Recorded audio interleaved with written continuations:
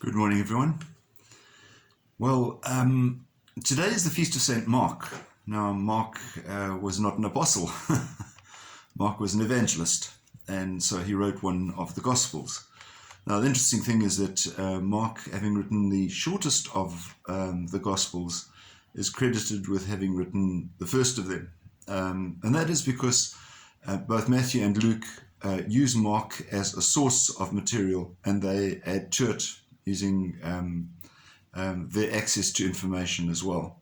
John's Gospel is different. It's not considered to be one of the synoptic Gospels, which the other three are.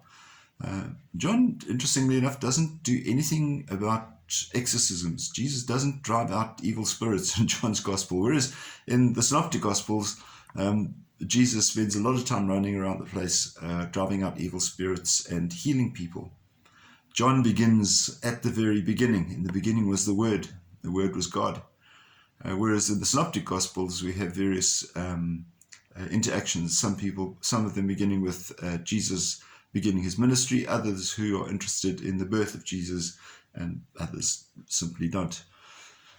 Mark was a very close associate with St. Peter, and in the first letter of Peter, Peter describes Mark as being his son. Now, we see that as being a term of endearment, not necessarily an actual relationship. Most significantly because Mark was already in his later years, he was already an adult, or at least a young adult. And so it's unlikely that Peter could have fathered him.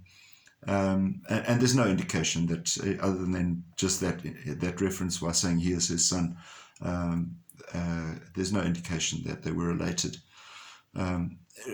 Mark was very close to Paul as well, together with Luke, and Mark and Luke, two evangelists, shared ideas, and Luke drew a lot of Mark's experience and contact with Peter.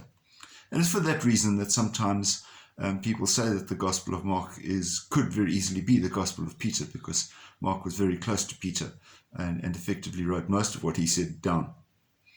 But in today's passage in Mark chapter 16, it's the end of Mark's Gospel. Mark gives us his account of the ascension of Jesus. It's nothing as dramatic as Matthew's version, which we have on the Feast of the Ascension. But he does conclude his message to us today by saying, "Go out to the whole world, proclaim the good news to all creation." And that is the challenge, I suppose, to us, particularly in these difficult and trying times, to go out to the whole world and to proclaim the good news to all creation, as the evangelists did.